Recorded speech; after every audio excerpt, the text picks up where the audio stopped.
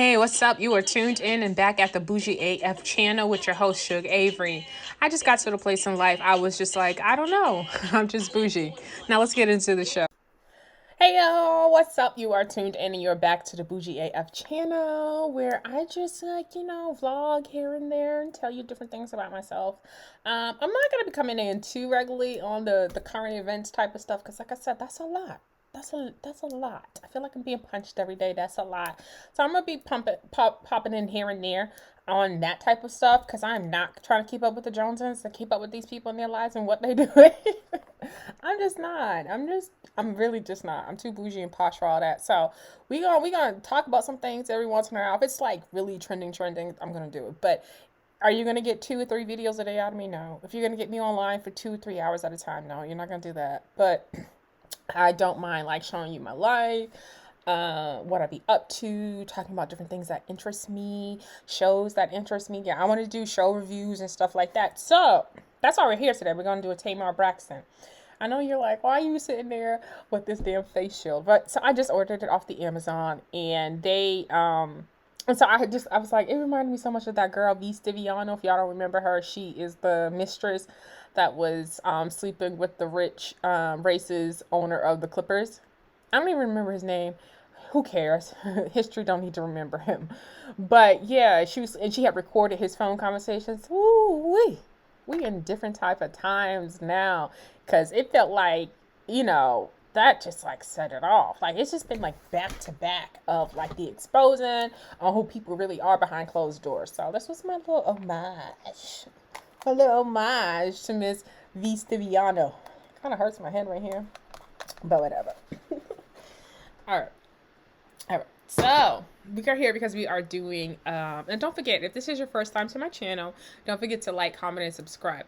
So we are doing a review, a show review for Tamar Braxton's Get Your Life. Now, if you don't know, Tamar Braxton is the youngest sister of legendary Grammy Award winner singer Toni Braxton, and Toni comes from I think there's 5 of them. Let me see. So Toni is the oldest, and so there's Toni, Tracy, Tawanda, Trina, and Tamar, and then they have a brother. But I think it's Toni and then the brother, or brother then a Toni. But again, 5 girls and 1 boy.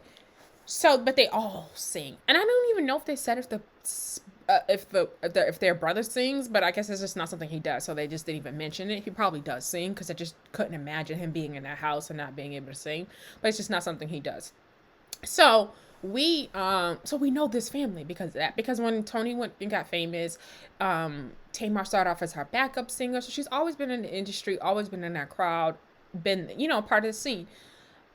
So years later, it didn't happen until recently, probably like 8 years ago, 7, 8 years ago, they got a reality TV show. At the time, we're reintroduced to the family, and all the sisters and the mother, and then later on the father would come in as part of the reality show, just showing these famous sisters, them not getting along, Toni in the music industry, them wanting to be in the music industry. They were also background singers for Toni at the time. So just different things and the dynamics of their family, and it is entertaining. They are entertaining. So we got that. At the time, we get introduced to Tamar again, being married to her husband, Vince Herbert, who's this legendary producer in the industry, got his own label. He's credited for finding Lady Gaga back in the day on MySpace. Okay, you know about MySpace. You thought you were a little encoder back in the day. But anyway, so back on MySpace. And he's just really known in the business, really respected at the time. So they're married, and you don't really see too much until towards the end, probably the last 2 seasons, as there's something going on. They're not connecting. Come to find out, and which we're finding out in this season of Tamar's show, is that he was very controlling, and you've seen little bits of it because there was times they would shoot. And the sisters would complain about him having to be there because he wouldn't let Tamar come shoot without him. When they went on trips or things that they would do, they were all told that their husbands couldn't come, but Vince was the only one that was allowed to come. Now, granted, Vince is part of the executive producer, but then at the same time, it's still not fair, right? So that created a lot of contention and a lot of, feelings between the sisters because they just thought that was unfair. And they would be doing, and I agree with them, they would be doing a house scene where they're confronting or talking to each other about something, and us, the public, or you, if you're watching it, you just looking at it and you think there's just the sisters, hashing things out. Come to find out later on, and like through like the reunion shows, Vince would be there in the other room. You know what I'm saying? And that's just weird. Why can't your wife go out and be with her sisters without you being around? That's just weird. So the marriage breaks up. We come to find out there was an incident that really let us know, the public, what was going on, of an incident that allegedly happened in Atlanta where 911 was called, and it was reported that either Vince bit Tamar's finger or some type of violence happened, right? So at this point, everyone knows for sure something's not right, and the magnitude of it not being right is severely high, and it's just not what we've been seeing on TV. So we just know now, y'all got to come with the real deal of what's really going on between you guys. And so immediately next season, I think they do a spinoff show that they had with April and LaShawn Daniels. Rest in peace, legendary LaShawn Daniels. I ain't never met the man, but just what I seen on TV just seems like pure. He seemed like he was an angel when he was down here. Like, he just seemed like an amazing person. I don't know him, but that's just the vibe I got from him, most definitely. Anyway, so you see on the show that something's not connecting. They're not spending a lot of time. When they are spending time with each other, there's a lot of attitude. She's trying to keep her gay besties around, the guy friends. She's not really filming with him. It was just like you just knew something was going on. I think during that season, or literally after the season, some audio or something came out about, I think a 911 call came out about Miss Evelyn, her mother, having to run into her room with the baby, Logan, their son, Vince and Tamar's son, and close the door and put a chair underneath because Vince was in the other room hitting on Tamar. I don't know where she went and got her mother's certificate, but you in the other room and your child getting beat up. I'm looking for guns and knives, but that's just me. I need work on me. But guns and knives. Fuck you mean running into guns and knives? Anyway, or something. I'm gonna take that chair, hit that nigga upside, that big old nigga. Something. I'm just gonna sit in the other room while my child is getting attacked. That was weird. But at that point in time, it was over at that point. And so this season on the Get Your Life, it opened up in the first minute or so of her just showing little clips of different things that have happened over years. So fighting with her sisters, to falling out with homegirls in the industry, very publicly and online, to, she didn't want to throw Tamar in there. I'm sorry, K. Michelle in there. But yeah, that happened with K. Michelle's a part of everything. What else? Her relationship with Vince, the divorce, and the fact that her and her sisters and them aren't really communicating all like that. So in the first minute, you get all of that, of what's been going on. And so she's most definitely on this, I need to get my life together. This shit is breaking me type of situation. So first up, she goes to a meeting with Mona Scott Young. If you don't know Mona, she is the executive producer and creator of Love and Hip Hop. I'm not too much of a fan. I have a problem with the content that she shows because it's fake. And that's hard. That it didn't start off that way, but it's fake. It's a lot of lies. But I think it does a disservice to the Black community because she's portraying something and making things look like as if though it's normal. She's normalizing dysfunction. I mean, how else could you explain Kurt and Rashida in that whole situation? Whether or not they laying or not, it's dysfunctional. Like, why you want to partake in that? That's weird. That is so weird to me. Kurt and Rashida in that shit is weird to me. That man has disrespected you, and you were like, let's get this money. Like, I don't know. That's weird. But she's doing that. Like, she's been out here, like, making dysfunction look normal. So I have a problem, So for me, I had tweeted last week, I think it was last week or the week before there was a Mona Scott Young, there was a Jerry Springer, because I think it's disingenuous, and I think I did it because Mona was actually in the news from some of the tweets. I think she was being honored. She got honored recently, or someone else called her out. But it is very disingenuous to hear, go and try to speak at these women empowerment events, and to know that, it's sort of like it is Jerry Springer-ish, because Jerry Springer would sit there during his show. He'd watch all the madness. He'd try to interject. He wasn't trying too hard. But he'd let niggas do niggas shit and then turn around and be like, final thoughts and then read people in their final thoughts. Like basically like, y'all niggas this is a zoo. I'm gonna give you these final thoughts, give you some game, and hey y'all, that check clear before I do these final thoughts.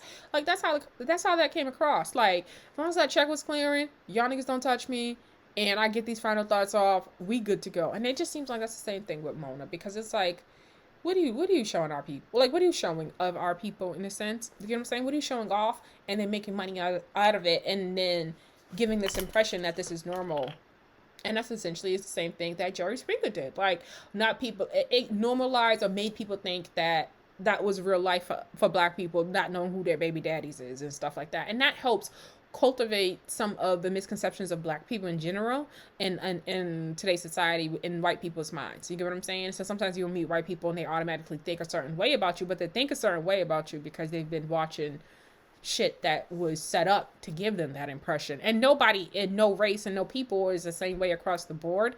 So that's the hard part, because I can sit here and watch let me think, Jersey Shore and them, and they were kind of disgusting and gross on their show, but they're not a representation for all white people. Whereas somebody or people be watching something like Love and Hip Hop, for them in their mind, that's a representation of who all black people is. So that's why it's dangerous, and that's why Mona really, kind of agitates me a little bit about what she was willing to, and how far she's willing to go in terms of creating this false narrative of that being a reality show when it's really not.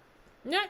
So she's meeting with Mona, and anybody who's knows about Mona and been paying attention to the business, Mona is known now for her movie producing, her executive producing with her Mona Me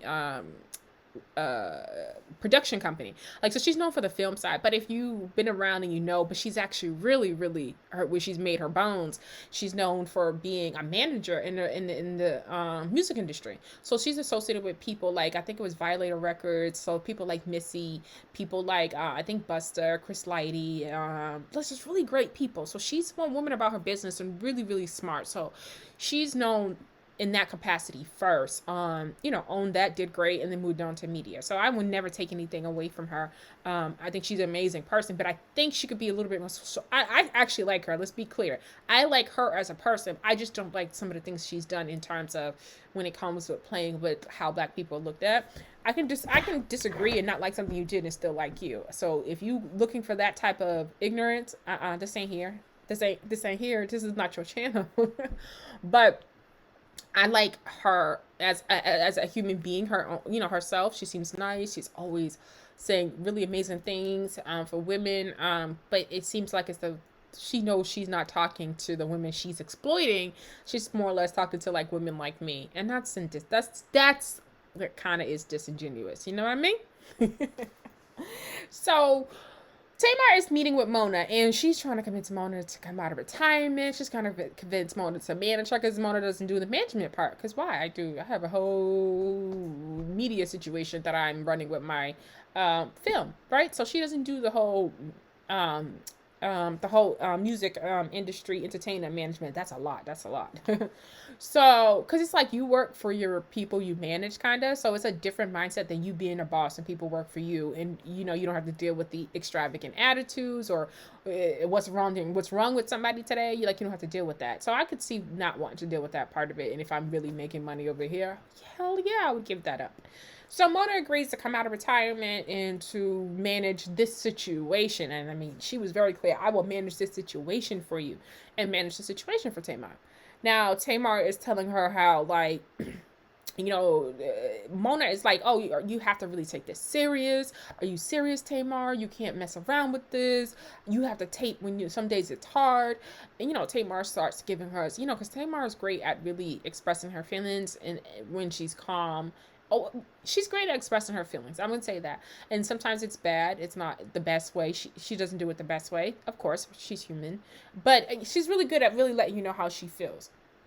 So she's telling Mona, I've lost it all. I've lost my house. I've lost my money. I've lost it all. I've lost family. I've lost relations. Like, she's just saying, I've lost it all. And I've lost myself. Like, basically, she's like, I need to find me. So Mona agrees to come out of retirement and do this and da-da-da-da. And it was cool.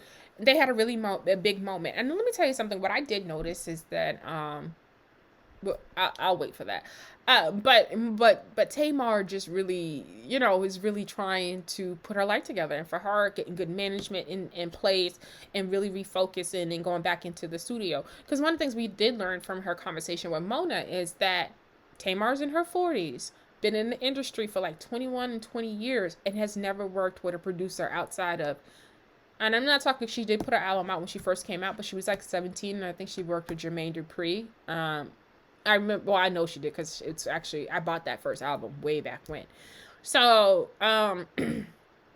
so, so since in her early 20s and putting in her first album, she didn't put out another album until she was almost close to 40 years old. And so when she did that, like that was almost like 8 years ago. When she did that, she said that Vince handled everything, and with Vince handling everything, he worked with the producers. She didn't have to do any of that. She wasn't even allowed to kind of work with any producers. So at 40 something years old and trying to go back into the studio after being out of the being out for the past 3 years and not putting out any music, she's like, I don't know where to start. I don't know where to begin. And you, as someone who's watching this, you're quickly learning that, okay, you're starting to see some of the problems, or why Tamar's having so many problems, right? Because I'm in my 30s, and I look at this woman, and she's very like, oh, I've never had to do that before. I had someone taking care of that. And like, she's very dependent on other people. And when you're that dependent on other people, I mean, y'all know we're going to talk about David, her fiance, then that's how someone like a David, whatever the trash ass he is, person, whatever his name is, I don't want to say it's David. That's how a David gets in. When you see, and I see a woman just is like, oh, but I'm not used to someone always handling you. That means you allowed, and that's how you let these men with these controlling ass personalities seep in. Like, that's just it. Anyway, so after she meets with Mona and Mona decides that she's going to come aboard, she then has a little scene where she's sitting and she's talking with David, which was kind of weird because it was like they were like having this intimate like nightcap of just, it seemed like it was an intimate nightcap of just like sitting back chilling and talking and just chilling. But then at the end they go into the next room and it's Taco Tuesday with like 10 people. So that was kind of weird. But in their conversation, let me tell you something. Tamar was giving it up. Even before I seen this scene, and I don't know maybe if I have seen Tamar, I always wanted to see if Tamar could pull off like that haircut Tony. Like Tony did a lot. Like Tony is black magic gold. Like back in the day, like her hairstyles, her shortcuts, like she's just known for that too. So I was like, I wonder what Tamar looks like with a shortcut, like how cute it is. But she looked amazing, like with a little short, like kind of cut, boy cut. It worked for her, and she had like a red lip and a red sweater. I thought that was dope. Dope. She looked very beautiful.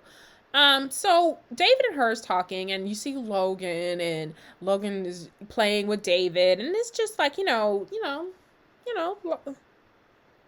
playing with David, and I got some notes, so that's what I'm looking at. Playing with David, it's just see like a lovey-dovey situation. She's talking to him about meeting Mona, saying how she really felt like she connected with Mona. It's the first time she felt like she made a new friend. That to me broke my heart because her openness, you get what I'm saying? She's looking for relationships with people, so that broke my heart. Not in a shady kind of way, but just so that's why you keep on, you know what I mean, with these people, like you're attaching really quickly to people. Yeah, she's attaching to really quickly because this, I also learned during that same scene, 18 months. She only has been dating, at the time when this show was being taped, she had only been dating him from 18 months. And she opens up so much for somebody to only be dating for 18 months. And maybe because I'm a snail. I'm not gonna lie. I move slow when it comes to relationship stuff because there's levels to this. But I'm not even at her level, and she moves hella fast, and she should be moving slower than me because you have more at risk, Miss Tamar. Like, you have more to lose than me, but you move really fast. After 18 months, this man is living in, y'all live in each other's homes. He feels like your home is his home. He's all in your finances, all in your business, all like, he's just really, it's just too much. I'm sorry. Like, I know this relationship between him and Logan is weird to me. At one point in time, allegedly, it came out that Logan was sleeping in the bed with Tamar and him. Like, this is 18 months. So the sleeping in bed with him, and this came out around that same time, too. So, like, that's disturbing to me. That's hella disturbing. 18 months? Like, I'm thinking 18 months. Maybe it's a different conversation. How soon should your son meet your who you're dating? Because I'm just thinking it should have been at least 10 months, right? 10 months, right? I don't know. Like, you just left out of your whole ass marriage. I don't even know if it's finalized. It may be finalized, but it took a long time for that to be finalized. You have all these like mental issues going on. You're trying to fix yourself, and you have time to also be in a relationship to this magnitude. That's crazy to me. That's crazy, and that stood out. All right, so the other thing that stood out for me is so they do the opening scene, and David comes in. They do the opening scene with her and David. So David comes in, and he does have his you know confessional moments, when he's just talking to the camera himself. He's, oh yeah, I'm a finance guy. I would have never thought I would be on TV. Who, me, a finance guy? I would never do this on my own. Like, seeming so natural. Seeming so natural. Seeming like he was just waiting for the camera to show up. You get what I'm saying to y'all? David seemed like he was really comfortable in front of the camera, so I call bullshit on him. Like, oh, I'm just a finance guy. No. And y'all remember when Tamar tried to make David a thing? Like, when she first started meeting him, she tried to make him a thing, like a fine, like cute, like he's just a gorgeous thing. No, and he is hideous. He might have a nice body, but he's hideous to look at. What else? All right. What else? So that's that scene. And the next scene, they leave. Well, that same scene, they leave out of the bedroom and they go into the kitchen. And I guess it's Taco Tuesday. And there's like 5 or 10 friends who they didn't even tell that they were going to be filming. And they just have Taco Tuesday. And we don't get anything like any conversation of what happened at Taco Tuesday. It just opens back at the next scene where she's meeting with her life coach. And I say life coach, but I guess she's not a life. But I think she is a life coach. But I guess she calls herself a creative coach, and her name is Goalie Sammy. Now, Goalie Sammy is interesting. I like Goalie Sammy. I want to meet a Goalie Sammy. I would talk to a Goalie Sammy. I like the way she kind of therapies. I'm gonna say because it's therapy. I like the way her therapy and how she does it. It's not aggressive, and it just seems very calm and soothing. But so she meets with her coach, her life coach, her creative coach named Goalie Sammy. Now, let me tell you my first impression of Goalie Sammy, and I'm telling you this because I'm pretty sure she probably just does some sex coaching too, like some sex couple coaching. Like, I wouldn't be surprised. Like, this is just what I'm thinking. Don't know this is a fact, but I wouldn't be surprised because I just remember sitting back to her, like, she has a mystique about her. Like, if her name was like Mystique, like an X-Men, like she has that mysteriousness about her, right? So I was like, something a little off about her, something a little off about her. So I just thought that in the back of my head, right? So I don't pay no mind. Let me tell you why I'm telling y'all that, so I can just tell y'all later. All right, so Tamar comes and she's meeting with Goalie, and Goalie is trying to tell her what the creative coaching is about. And so let me tell you, so the show Get Your Life is supposed to be a 6-week show, taped over 6 weeks. And basically it's her working with Goalie and trying to record and get her life back together. But over the next 6 weeks, they were going to be analyzing her dreams and confront her subconscious. So that's what Goalie does with being a creative coach. And she's done this for several people in Hollywood. And so she named off a few people. There was Diane Lane, there was Emma Stone, Ryan Gosling, there was Mickey Rourke, Nicole Williams, Bradley Cooper, Harvey Keitel. Like, so she's been, she's worked with some really great people. So in doing this work, the thought process in Goalie's model is this is what you need to do in order to reach your highest potential, right? And so Goalie just seems like she becomes some support. We later on see Tamar says, when I think about her, she calls me. But basically just somebody that is keeping up with your mental, keeping up with you're having daily conversations with. Sometimes, a lot of times when people deal with mental health issues, it's a not being heard type of situation that really frustrates them, and having those moments of like PTSD or feeling like something is consuming you. So for her, Goalie really helps her because it helps her get it out. It helps her release. Because that's the other thing I did notice that Tamar did that was like, anything that frustrated her, anything that became too much, it was very much like, let me call David. And that's that needing somebody to take control or give her a sense of direction. And that's concerning. And that's truly why I think that she continues to get into these abusive relationships, because she needs that level of someone controlling her. Right? So we leave that scene where Goalie gives her an exercise and tells her that tonight write a question to yourself for in your dream, because again, this is about breaking down your dreams, your subconscious, and this is, like I said, this is really dope, because your subconscious is just like, it's everything, like, and when you can break into it and kind of look into why you think that, you know what I mean, what's causing that, what's causing your thoughts, or what's affecting you that you've buried. And I also thought that was dope, though, when Tamar was just like, well, there's some secrets and shit that I'm buried that we ain't getting to. In which I can see Tamar's point of view. Like, you don't have to do it on camera, but, privately, she has to unravel all of that shit. Because, like I said, there's clearly something deeper going on here. And then we go to the next scene where Goldie accompanies Tamar to the studio to meet producer Jay White. And if you don't know producer Jay White, I guess he's really like the last, like when this was recorded, Cardi B was heavy on the charts. She had 2 diamond records produced by him on the charts. So right now he's the man, and everybody kind of wants to work with him, and Tamar wants to work with him. In this scene, we find out the level of codependency that requires to that somebody in a relationship that is required to. I'll do this because I feel like it's getting dim. We realize that Tamar's codependency issues is really, really bad, like in the sense of Vince did everything. So to the point of working with a producer and how that goes is just so new to her, and so just like different that she's very shy. She doesn't write her music. I'm trying to get this light in right. All right, that's better.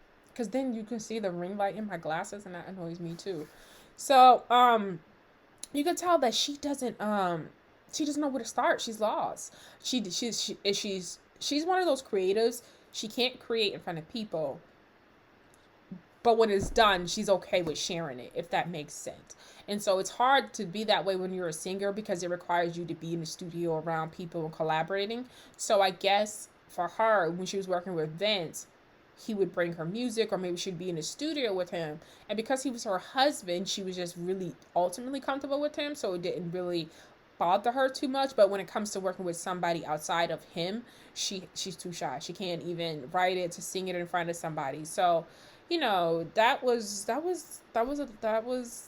interesting to hear. Let me see what else I have here. And then I thought it was so cute when Tamar caught a word when the guy was like, "What type of sound do you think they want to hear from me?" And he was like, "I don't know." Like basically, he's like, "I don't know."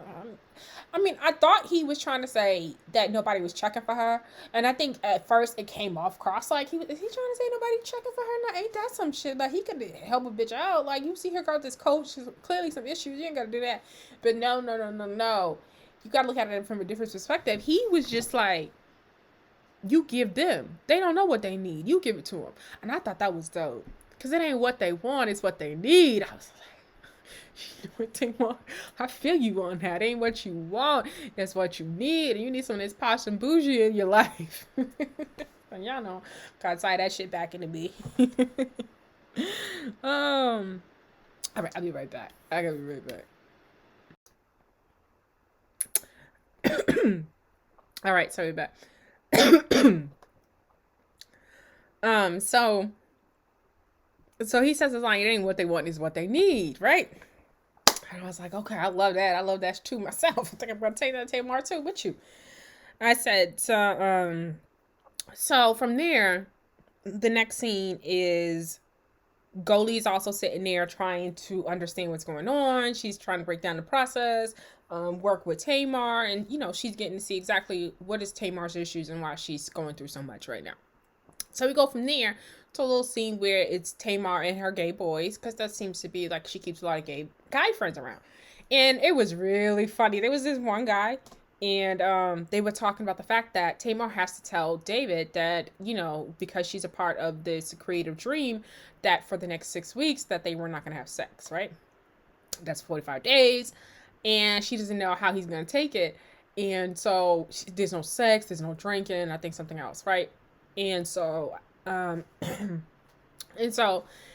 she has to tell David this, and she's nervous about how he's gonna feel because even the men was like, "No sex, you may not have a man," basically. Because depending on your relationship, like sex could be a major, like that's a deal breaker for some people.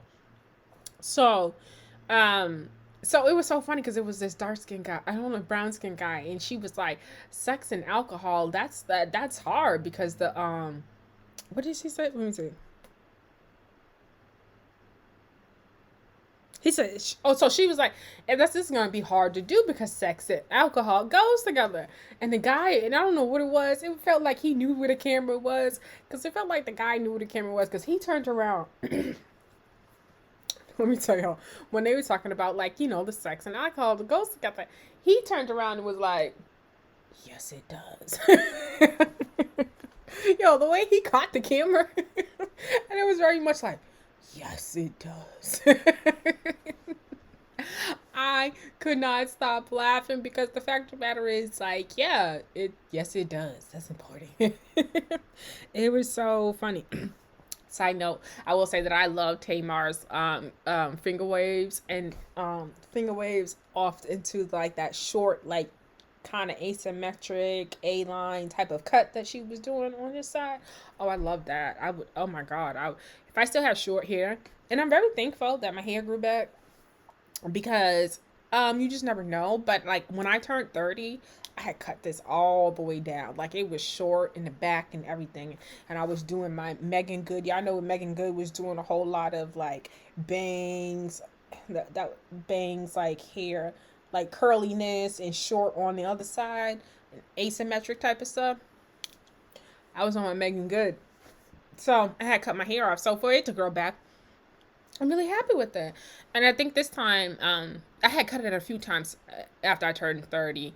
But I think of this last time, like a year and a half, I decided like no more cutting. And so then I grew it back. So I'm very happy. It was like 2 years. 2 years now to where it is. So I'm very happy about that because you never know as you get older, like what your hair may do because it could change up on it. So I was really loving Tamar's hair in that scene. But yes, the next scene, she went to having to go tell David that they can't partake in having sex. I mean, the look on his face was like, "What you mean? It's no sex for 40 days?" Like he was not hearing it. For him, no sex means witchcraft. That goalie bitch is doing witchcraft. It felt like that he started to associate the goalie and the therapy. He said, I don't understand it. What therapy means no sex? What therapy includes no sex? Like, so you start to see that. You start to see that. For him, no, that's not. This is not it. This is not the therapy I recognize. I know this is devil work. So yeah, that's where he starts to comes from it, and it's so funny because he feels that way. He starts to impose that on Tamar, and that's what we're talking about. Where Tamar's just not strong enough to be like, okay, that's how you feel, but this is what I'm doing. She's not strong enough to do that, so it's just tough to watch because he doesn't even have to get involved with this process other than being supportive. He doesn't have to go to the therapy if he doesn't want to. He doesn't have to do any of that. He just has to be supportive to Tamar. And why can't he do that without trying to project how he feels? And that's the manipulation. That's the abuse part of it, right? Because he knows he's the dominant partner in their relationship. That's the abuse part of it. That's just my opinion. But that's my opinion. That's the abuse part of it. When you know you have the upper hand on someone mentally and you take advantage of it.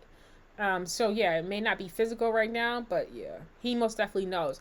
And then it cuts to the next scene where they just start talking about then it goes off, and then let me see, make sure.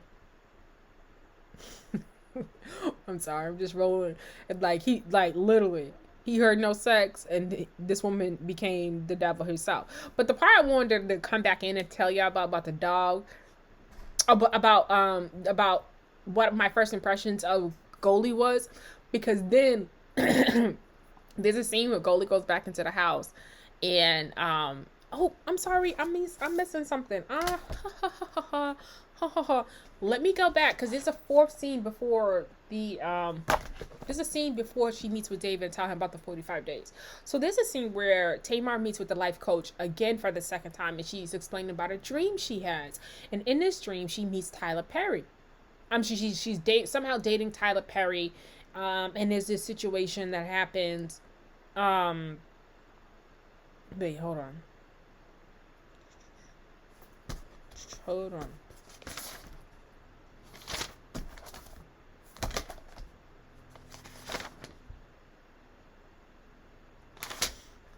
Okay, I'm sorry. Y'all know this is my first review, so bear fucking with me. And plus, I just, anyway. So, Goalie, that scene with Goalie in about the 45 days, she's talking to David and telling him about that.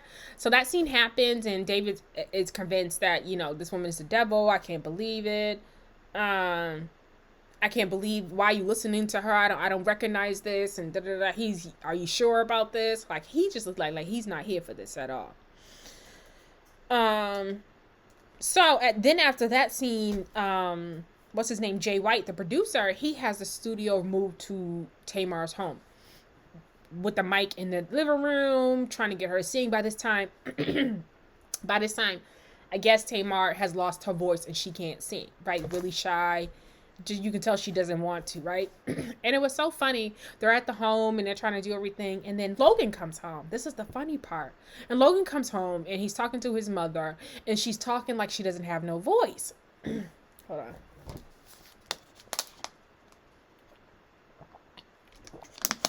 I thought it was so funny when Logan said to her, "Mommy, stop it. Talk in your real voice. There's nothing wrong with you. Stop it." I thought it was so funny that baby told her to stop it. I thought that was so freaking funny. Like, he could see through her and know that's nothing wrong with you. I don't know. That's how I took it. I may be reading too deep, but literally that's how I took it. I literally took it like that. And so there's that scene. So when she after that, all right, yeah. So there's that scene. They break from that. She attempts to sing a song, and then she tells him how she doesn't like the song. She doesn't like her performance. So basically, they're unable to get anything done because Tamar is saying that she has lost her voice. So, yeah. And again, she's not used to having to deal with this again. So she's frustrated because this is not something she's used to. She has to sing around people. Next scene is when she meets Goalie. And in this scene, the dog keeps on humping on Goalie. Would not let Goalie go. And so, with not letting Goalie go, the dog was following her around, humping her. Now, y'all remember I told you what I felt when they introduced Goalie, right? When that dog started humping on her leg, I said, I see it. The dog see it too. I'm pretty sure the dog picked up on her vibes.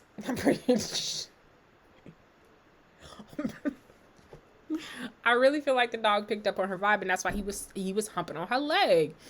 So after that, they talk about a dream Tamar has of her dating Tyler Perry, and I guess in some others in the scene, there's a woman that appears, and the woman agitates Tamar to the point where she's like, "Oh, that's that!" Like, she starts going off all hood rat and being all ghetto, blah blah blah blah. And I think in the scene, either it's Tyler is saying, "Let me explain," or somebody's trying to explain to let her know what the situation is. But she can't hear nothing, don't want to talk to nothing, and so she doesn't let them explain to her and show her what the situation is. She then gets into some type of car, something happens, and an accident happens. And I guess through the process of, like I said, you got to go watch this shit, but through the process of working it out, she comes to realize that woman was coming to her to tell her something that she needed to avoid that from happening. Do you get what I'm saying? So for her, it was a sign of my reactions is causing me to miss messages. and which is causing me to have crashes in my life. That's what I got. That's just what I got. But I think she just had a realization of her hard-headedness and how that has played a part in her life. So I think that's why she became so emotional. And then that was the interpretation I got. So if you watched it and you felt something else, please comment, like, please tell me what you thought, because that's what I got from it. I mean, because that part was deep. Like, it was deep. Um, yeah, I think she found out she was hard headed. Um, And I think something, the next scene, she started crying and kicking them out. But there's something she won't talk about with what happened to her. I think when she was left as being at home by herself after, because her sisters and them are older than her. And she just cannot talk about it. Cannot talk about it. And that was it. That was episode 1, and they just started then showing scenes from episode 2. I would say I thought this could have been a half an hour. I think towards the end it got really good, but it's really long. It took a lot for me to get through. I think it took me like 3 hours to watch this with the stopping and doing something and then coming back. It took me a long time. So, but I will say it got good at the end, but I think you really do get to see that there's something wrong with this David character. I mean, if you're paying attention right now, they're back in the news. David tried to come out and say that Tamar attacked him, saying she needs to be institutionalized. He made a whole PSA video. It's the fucking Joe Budden effect. All of a sudden, these niggas want to come out talking about they being abused. No, Joe Budden, what you're not going to do is manipulate. To manipulate the world. And so now all of a sudden David's making PSA videos talking about he's abused by Tamar and all types of shit. And it's like, no, well, we're not doing this. We are not doing this. So y'all can cut the shit on that. But yeah, Tamar, so he comes out and says that Tamar abused him and he has to get a restraining order on her, blah, blah, blah, blah. I guess he's in contact with Vince. He's having communications with Vince. So he's really making Tamar out to be like a crazy person, right? So he's posting her son on his Instagram page talking about, chilling and taking Logan out or something, and he's with his mother and Logan when moms are doing what moms have to do to get right. Like, I don't know, he made he put some fly shit up that implied as if though he's stepping up because the mother's not well. Like, I guess it was implied that way, right? He's stepping up because the mother's not well. Like, he was like kind of exploiting a situation because we all know she's not online right now because she's tending to her mental health. We all know that. So it just seemed like to her, she felt like, are you trying to exploit the situation? There's questions behind that 911 call. He's on the phone talking too much of her business. Like, it was just weird. So yeah. So next in those clips for next and for the next episode, he's calling the white lady a witch doctor. This is voodoo. I've not heard of this. My mom, my pastor, like he's breaking out breaking out all of everything to try to control the situation with this goalie woman when it comes to Tamar. Because again, like I said, he could back the fuck up, but he chooses not to do that. But like I said, if you like the video, please like, comment, subscribe, tell me what you think. But yeah, I think I'm gonna keep watching this. I mean, like I said, it did take me 3 hours to get through that because it's just tough. It's tough. To me, it's tough because, Tamar is coming off as an old dummy. And that's because she just, and I'm not trying to, how many times are we gonna do this? That's all. Because, I mean, allegedly, from what I remember from following things in the blogs and stuff, she has been in abusive relationships going all the way back to, from what I remember, she dated a baseball player in Atlanta. And I remember him and his wife was, let me look it up. It ain't nothing to look something up. Hold on. Let me look it up.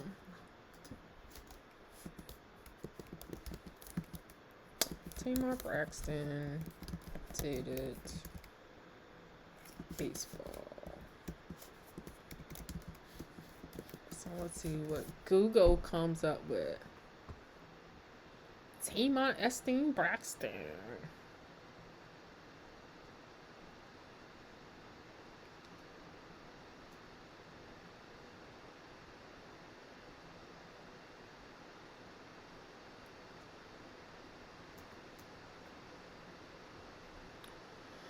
Trying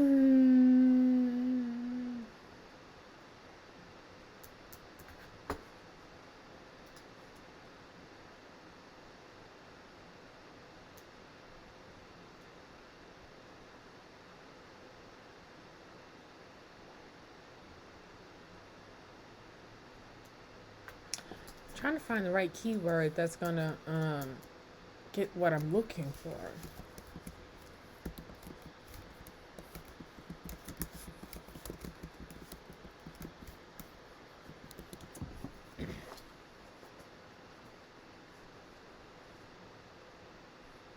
Exactly, here it is. So,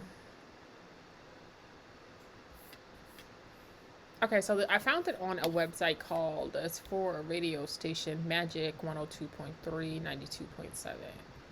Tamar Braxton once admitted to having an abusive relationship. Yeah, I remember this. This video is no longer here. Let me see.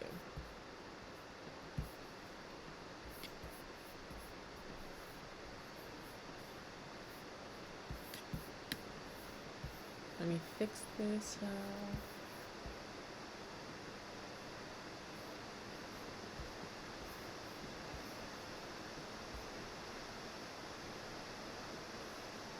I'm still getting used to this stuff. Bear with me. Bear with me.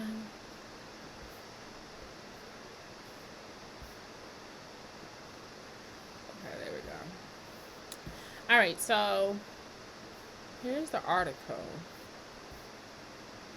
And don't forget, y'all, to follow me on Instagram and Twitter at OG_Instagram. All right. So Tamar Braxton admitted on The Real a while back that she was abused physically and mentally while in a relationship with a man before she married Vince Herbert. But not too long ago, just a few weeks back, there was some sort of domestic violence situation that happened between her and her husband, Vincent. Do you think Tamar was talking about Vincent? Watch below. See, okay, so they're not going to say who it is, but no, she wasn't talking about Vincent because I had heard this story too, so... You know, God really saved me from myself because I was with the wrong person. And when I was with the wrong person, it made me feel bad about who I was. And that's why I said I would tell myself I would date so many people at this moment because... Everybody but him.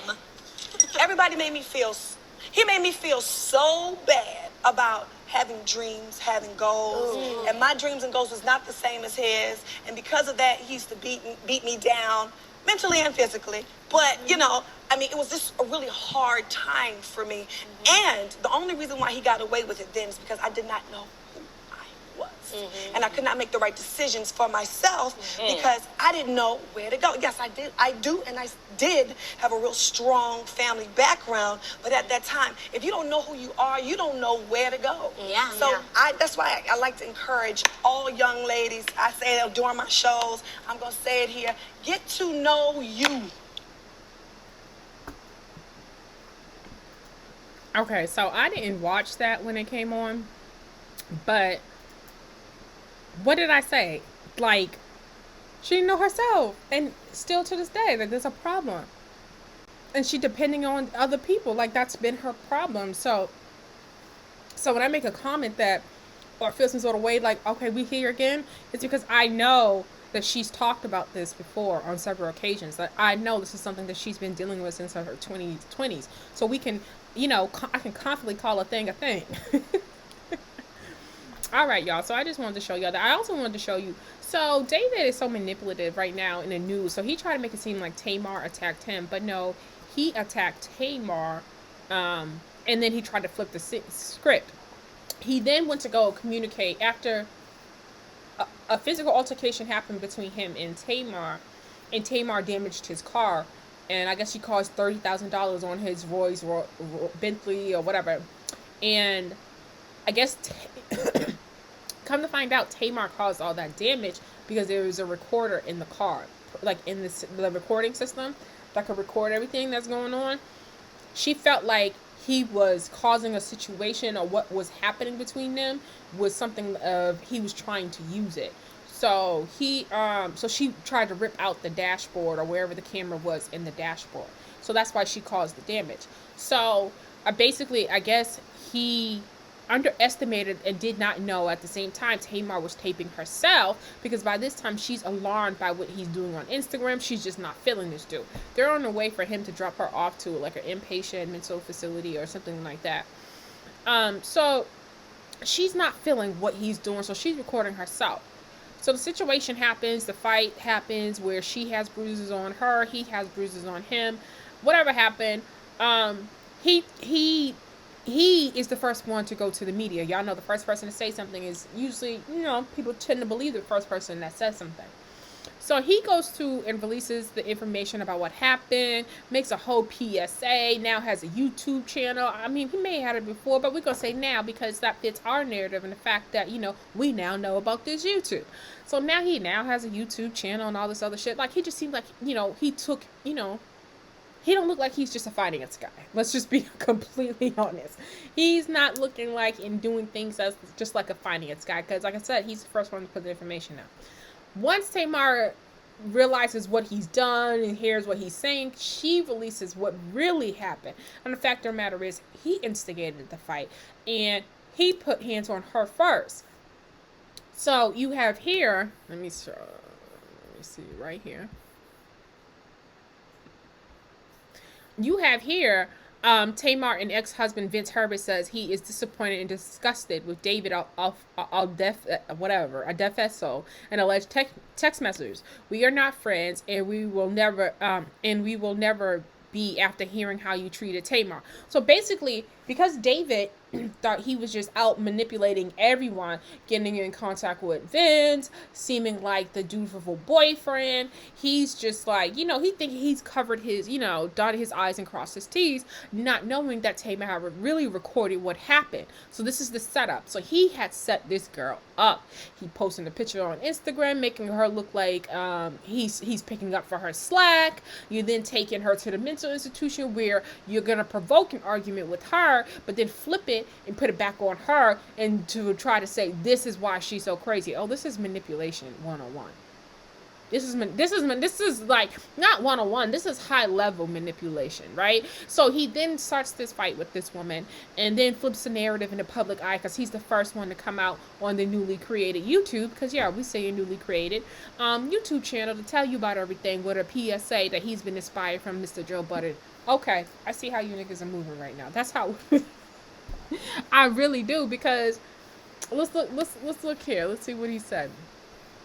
Let's see. Shout out to Vince, okay? Because the thing about Vince, I don't know what happened in their relationship. We know some hands was laid. But I will say this about Vince. Vince always seemed like a cool guy.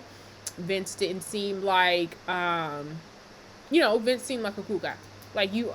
So you were surprised to hear about the relationship issues with Tamar and then being physical, because he seemed so, easy to get along with, didn't like too much fuss, just like peace. He had the heart attack or what he had? He had a blood clot or something like that.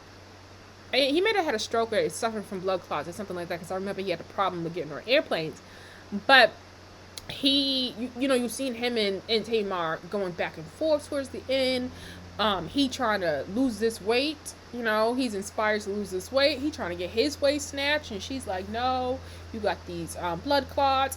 And he's trying to just get fly. And at first, when I seen it, I thought Tamar seemed as though she didn't want Vince to, get his shit together and be attractive to other women.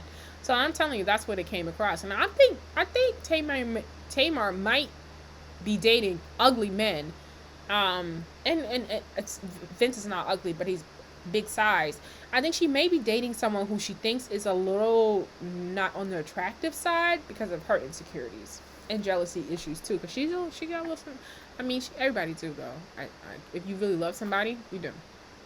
All right, so we're in the shade room, and this is text messages between Vince and David, and this is the setup that he was trying to do. He said, we know Tamar Braxton has been in your thoughts and prayers lately, roomies, but it looks like she's also had her ex-husband Vince Herbert in her corner. Tamar and David Adefeso relationship has been on the rocks following claims of domestic violence and abuse, but these alleged text messages between David and Vince show that Vince is not happy about any of it. David, let me see. David and Vince had a conversation about David's behavior towards Tamar, as well as David being part of their son's life. The alleged messages also revealed that David asked Vince about where he could ship Tamar's belongings, to which Vince replied he would not be giving him an address for Tamar's safety. And he also added, "We are not friends, and we will never be after hearing how you treated Tamar on Sunday. My conversation with you yesterday was respectful and honest, and you never mentioned what you said to her and how you treated her." Okay, and that's a word. And that's why you got to say that is a word, Vince. Because a lot of times, this is when people are devious and they are setting a plan, they're going to always leave out what they did, because that's not what they want to. That's not what they did is not needed for them. What they did does not need to be included for them, because they need you to think a certain way about somebody. And so, you see Tammy Rome and David coming with the YouTube live in 5, 4, 3, 2. You can't go from just being a finance guy to now all of a sudden, now all of a sudden you are very comfortable with the camera, got a YouTube channel. Why didn't you call Boss Up? Why didn't you go to Shade Room, Neighborhood Talk? Why didn't you go all these sites and put a statement out if you were really feeling some sort of way, sir? You went and created a whole channel. What's going to be on this channel going forward? Are you going to be doing more PCAs about men in abusive relationships, sir? What an asshole. I didn't think this video was going to be this long, but it's going to be long. So here goes Vince. All right, I'm trying to read this. Okay, so it doesn't go down anymore. All right, so here goes Vince's response. We are not friends, and we will never be after hearing how you treated Tamar on Sunday. My conversation with you yesterday was respectful and honest, and you never mentioned you said to her how you threatened her, then called the police on her as if it wasn't you on the tape that I heard threatened to kill Logan's mother.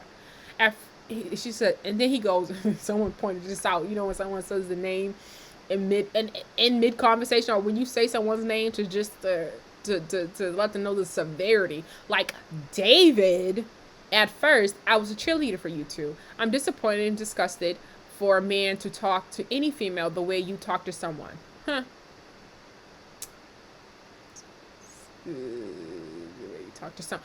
way you talk to someone. You told me you loved and promised me you would protect her.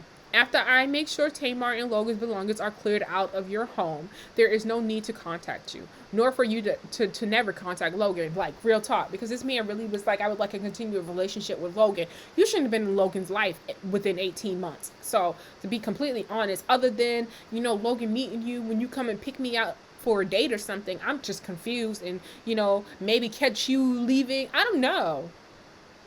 You come over a little on Sundays and we have Sunday dinner, or you may come over and watch the game during the week. My son's not attached to you within 18 months. And that's just a period on period. He said, after I make sure Tamar and Logan's belongings are cleared out of your home, there is no need to contact you, nor for you to never contact Logan. I trust you will have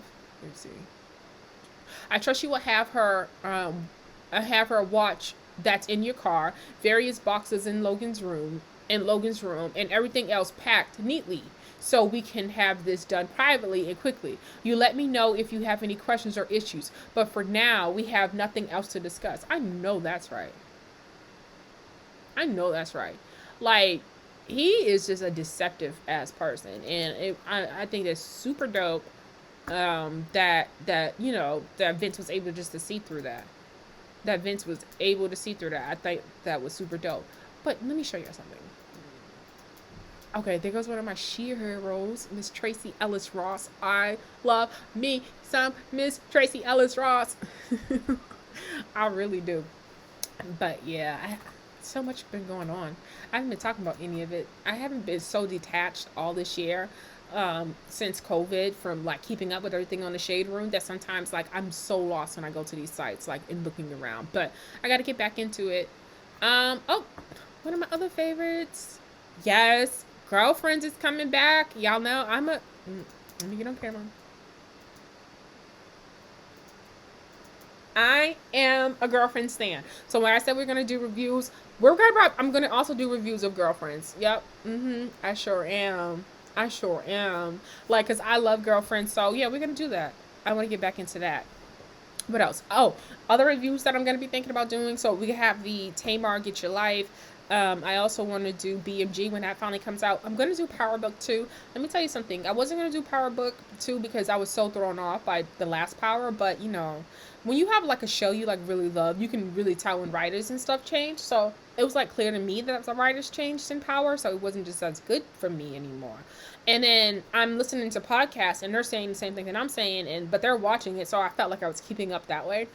So I just watched the trailer and I see Mary J. Blige, and I'm gonna watch it again. I was so thrown off by Tyreek and that treachery because, like, for me, I was like looking at the show and it's like, dude, you have everything, and you're so mad at your father, and like you really caused a lot of bad situation, little motherfucker. Like you spoiled ass, entitled ass, and you caused a lot of situations because you couldn't go play your video games in your plushed ass bedroom in this penthouse. Like you all inquisitive and all over the place, looking at like in corners and shit and walls and trying to figure every fucking thing out. Why you want to know how everything is being paid for? What? Do you know little kids like you be at work after school, nigga? Life is hard out there. Why are you worried about something? Like, I felt like somebody should have sat down and really kicked it with him like that.